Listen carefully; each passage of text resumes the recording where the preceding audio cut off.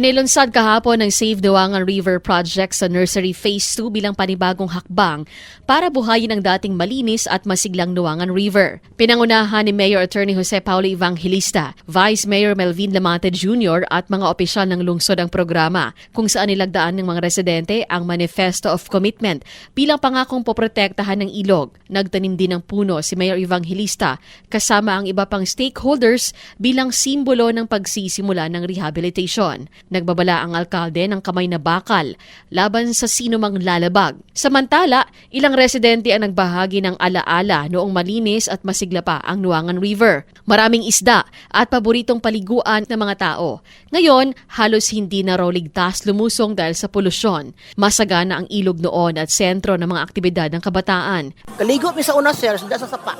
Karon, sir, purgaba. Dili na, daga kay kaluto-luto. Ako naapa ko sa grade 1, grade 2 diri sa pilot kani adto. Dili pa ni hugaw ning Duangan River, gihinganlan gani na nilag batang kani adto. 1970s pa, oni kaliguanan na mo din sa Duangan. Limpyo pa ni. 4-H Club ni siya sa una, kani mga payag-payag sa mga 4-H Club ni. Mayo kayo gi-revive ni sa Tumior. Nasahang magsisilbing bagong simula ang proyekto upang maibalik ang Duangan River bilang isang malinis, ligtas at buhay na ilog para sa buong Kidapawan. Cherry Mayek Sim Tapia, NDBC Bida Balita.